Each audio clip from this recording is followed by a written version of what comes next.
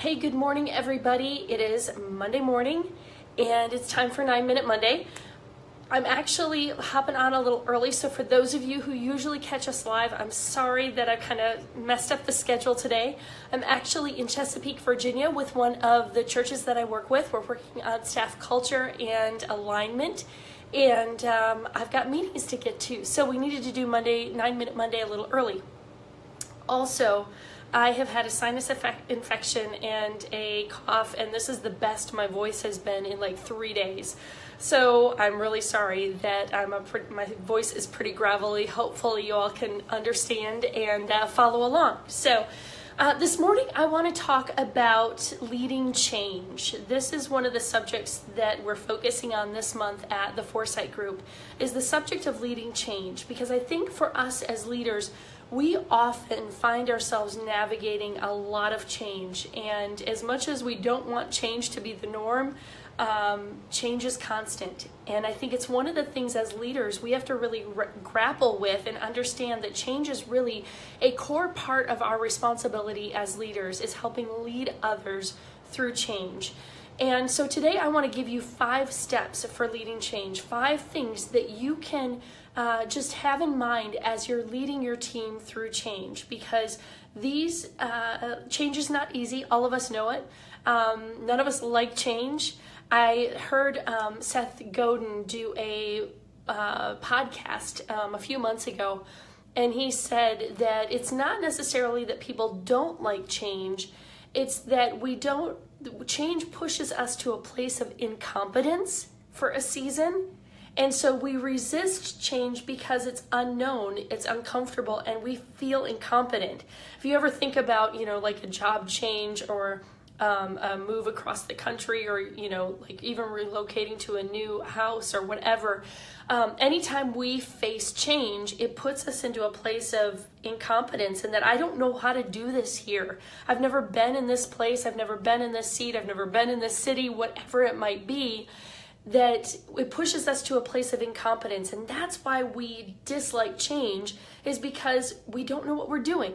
And if we're honest, we all love control, right? So as leaders, we've got to really understand what's going on with us and what's going on with our teams when it comes to change, because change is uncomfortable and it's disruptive.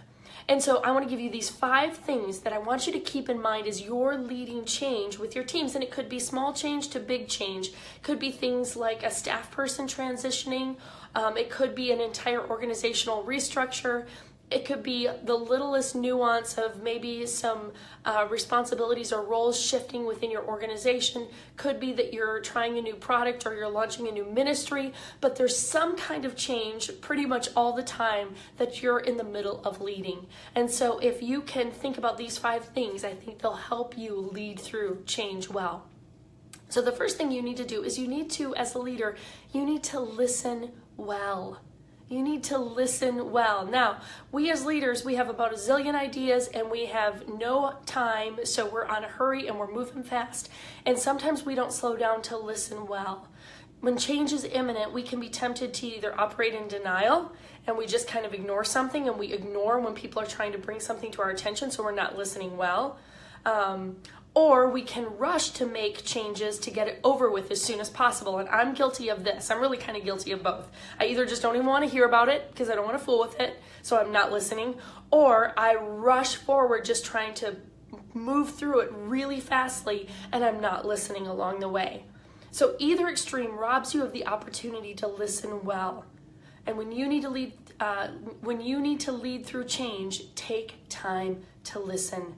Listen for lessons from history. Listen to fears and concerns. Listen for the reason behind some of the emotions, because a lot of times when change is necessary, people are going to come at you with a lot of emotion, and you've got to be able to respond and listen what is behind that emotion so that you can help understand what needs to change or how do we need to change. The second thing I want you to consider is to question thoroughly. After you've listened well, begin to ask questions, and lots of them, because we can, as leaders, can make assumptions. We understand what's going on, and you might not have all the detail, particularly if you're leading change through an issue that's new to you. You're not necessarily going to have all the details and understand all of what's going on. It could be an organization you recently joined or a project that you weren't intimately involved with and now you need to provide some leadership to it. Asking questions will help you uncover valuable information about the sensitivities, the key players, historical nuances, which are always a big deal. Questions will help you better understand the landscape and make more thoughtful decisions. So question thoroughly. Third thing I would tell you to do is evaluate rigorously. So you want to listen well, you want to question thoroughly, you want to evaluate rigorously because change is challenging. It's tempting to make snap judgments or jump to quick fixes. I am always in a hurry, and so I am so guilty of that. But take the time and the mental energy to evaluate the situation from all angles, from all perspectives, before hurrying to a decision.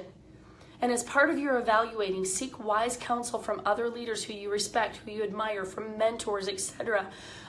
Maybe people who have led through a similar circumstance and can help give you some perspective. Fourth thing that I would encourage you to do is decide prayerfully. So listen well, question thoroughly, evaluate rigorously, decide prayerfully.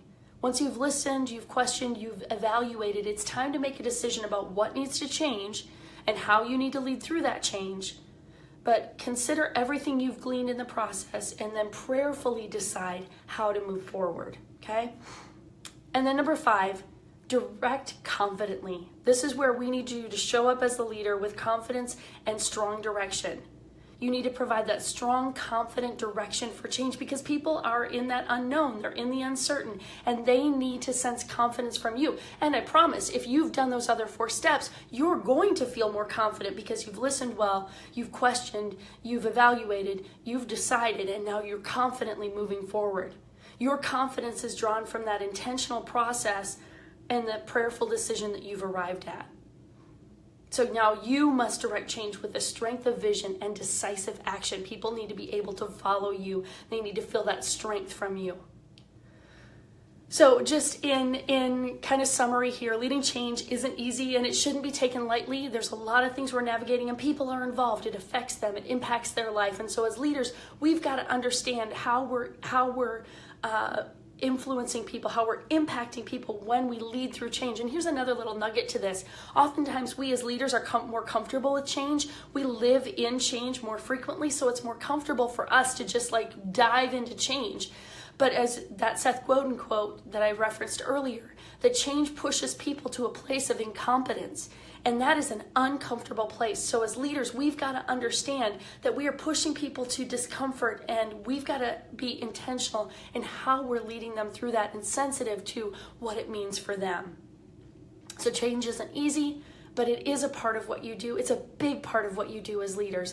And we need you to lead well in those moments. We need you to bring your best. We need you to be thoughtful and prayerful and intentional about the change that you're leading and help guide us to the change that we need to see in our organizations, in our lives, and in all the places that we serve.